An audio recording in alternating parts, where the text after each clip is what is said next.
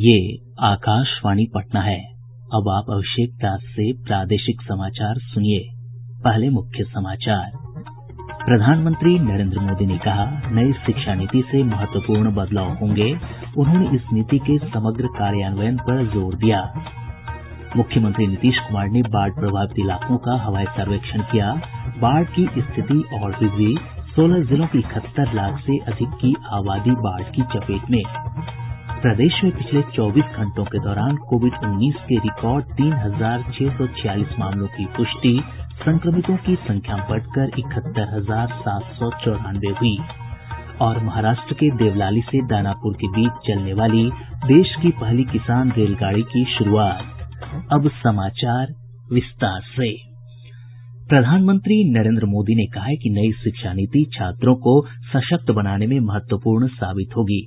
राष्ट्रीय शिक्षा नीति के बारे में एक सम्मेलन को संबोधित करते हुए उन्होंने इस नीति के समग्र कार्यान्वयन पर जोर दिया।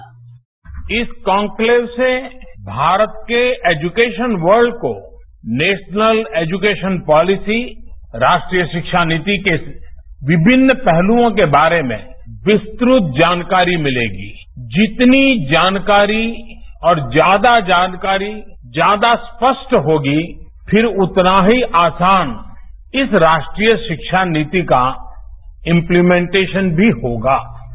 शिक्षा नीति में परिवर्तन की आवश्यकता का उल्लेख करते हुए प्रधानमंत्री ने कहा कि देश की शिक्षा व्यवस्था वैश्विक स्तर की होनी चाहिए। उन्होंने कहा कि नई शिक्षा नीति नए भारत के निर्माण की नींव रखेगी। राष्ट्रीय शिक्षा नीति 21वीं सदी के भारत की, नए भारत की फाउंडेशन तैयार करने वाली है। 21वीं सदी के भारत को हमारे युवाओं और हमारे युवाओं को जिस तरह की एजुकेशन की जरूरत है, जैसी स्किल्स चाहिए, राष्ट्रीय शिक्षा नीति पर इन बातों पर विशेष फोकस है। भारत को ताकतवर बनाने के लिए, विकास की नई ऊंचाई पर पहुंचाने के लिए, भारत के नागरिकों को और सशक्त करने के लिए, उन्हें ज्यादा से ज्यादा अवसरों के उपयुक्त बनाने के लिए इस एजुकेशन पॉलिसी में खास जोर दिया गया है।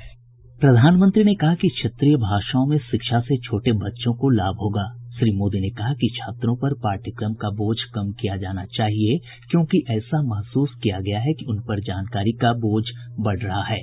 पूर्व राष्ट्रपति डॉक्टर एपीजे अब्दुल कलाम का उल्लेख करते हुए प्रधानमंत्री ने कहा कि शिक्षा का उद्देश्य एक बेहतर इंसान तैयार करना है। उन्होंने नई शिक्षा नीति पर प्रश्नों और संदेहों का स्वागत किया। उन्होंने कहा कि अब छात्रों को अपना पाठ्यक्रम बदलने की सुविधा होगी और उच्च शिक्षा पर कोई बंधन नहीं होगा। प्रधानमंत्री ने कहा कि जिज्ञासा, चर्चा और विमर्श आधारित शिक्षा पूरी शिक्षा नीति को मजबूत करेगी। मुख्यमंत्री नीतीश कुमार ने आज बाढ़ प्रभावित पश्चिम चंपारण जिले का हवाई सर्वेक्षण किया। श्री कुमार ने वाल्मीकिनगर गंडक बराज और पिपरा पिपरासी तटबंध तथा बगहा शहर में किए जा रहे सुरक्षात्मक कार्यों का जायजा लिया।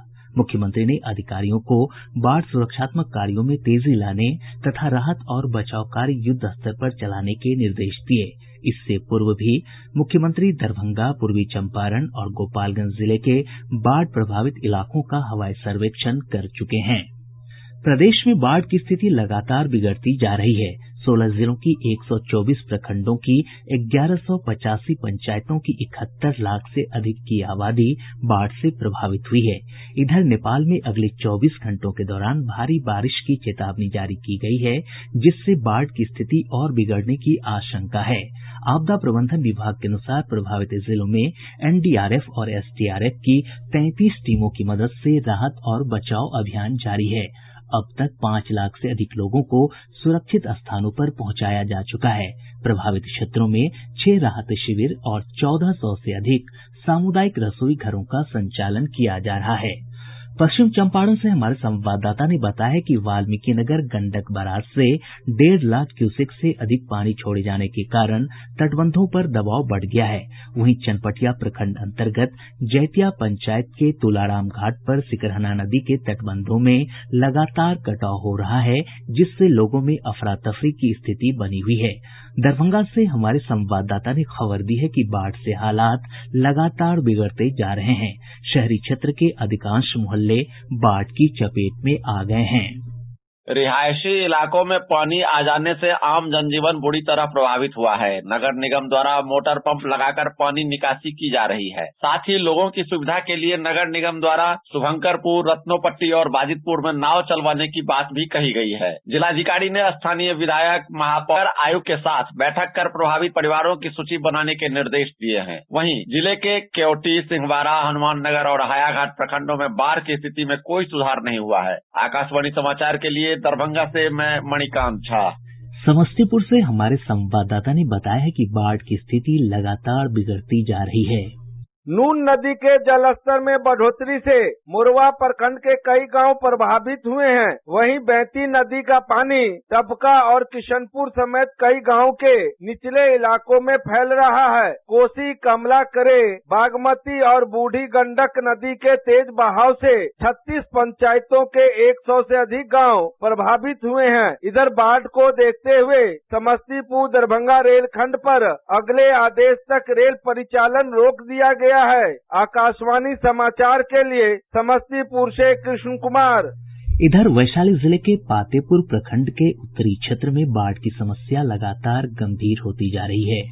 पातेपुर प्रखंड मुख्यालय को जोड़ने वाली 2 सड़कों पर पानी भर जाने से आवागमन पूरी तरह ठप हो गया है। वहीं लालगंज के नए इलाकों में गंडक नदी का पानी प्रवेश कर रहा है। प्रभावित लोग ऊंचे स्थानों पर शरण ले रहे हैं। लालगंज फकुली मुख्य मार्ग पर वाया नदी का पानी आ जाने से आवागमन प्रभावित हुआ है। आकाशवाणी समाचार के लिए हाजीपुर से मनोज कुमार सिंह।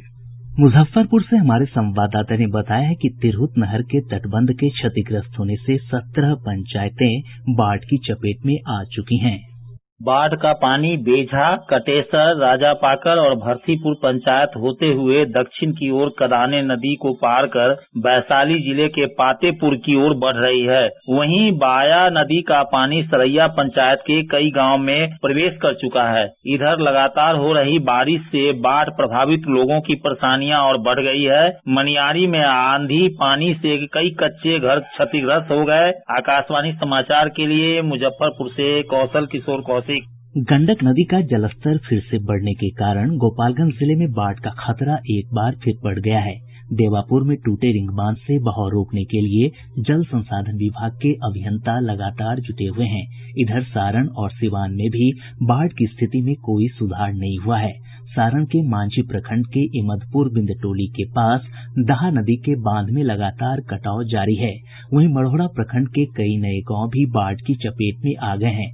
रसूलपुर पावर ग्रिड में पानी आ जाने से जिले के कई प्रखंडों में बिजली आपूर्ति ठप हो गई है। सिवान जिले के नया गांव स्थित स्लुइस गेट के क्षतिग्रस्त होने से कई नए गांवों में बाढ़ का पानी फैल गया है।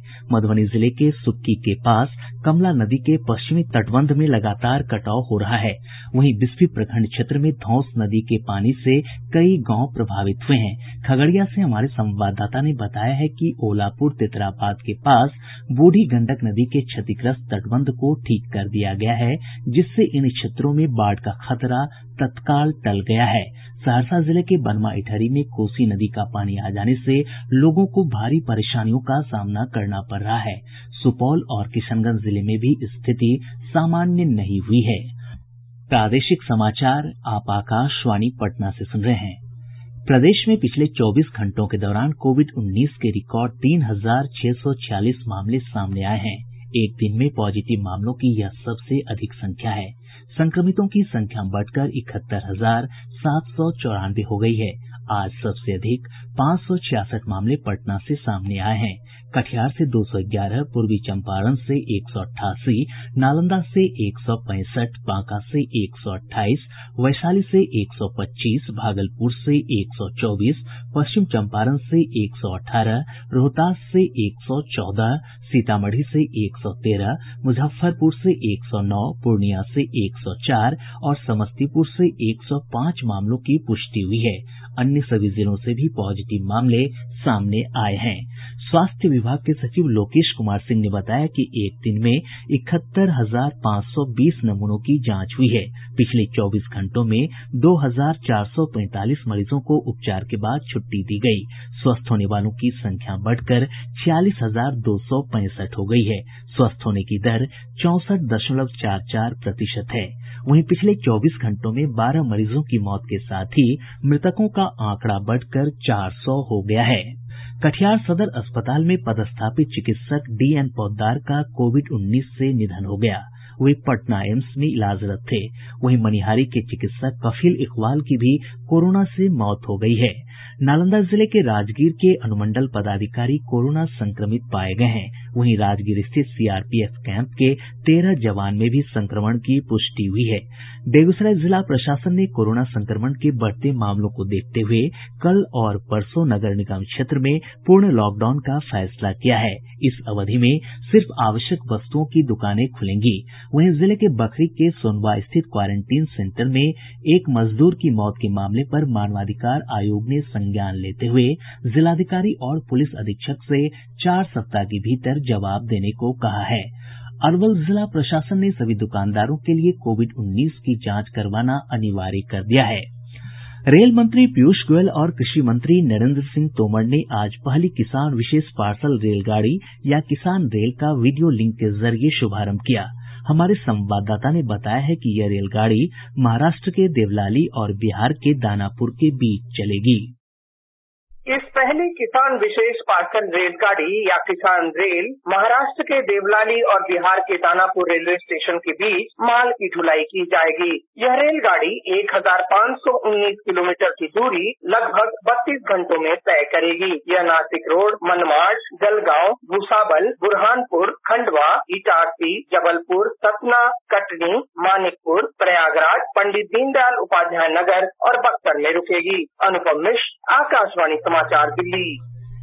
यह ट्रेन कल दानापुर पहुंचेगी। ट्रेन से अंगूर और प्याज आ रहा है।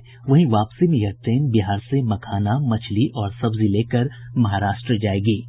इस अवसर पर रेल मंत्री पीयूष गोयल ने कहा कि किसान रेल किसानों को आत्मनिर्भर बनाएगी और इससे किसानों का सामान आसानी से देश के कोने कोने तक पहुंचेगा।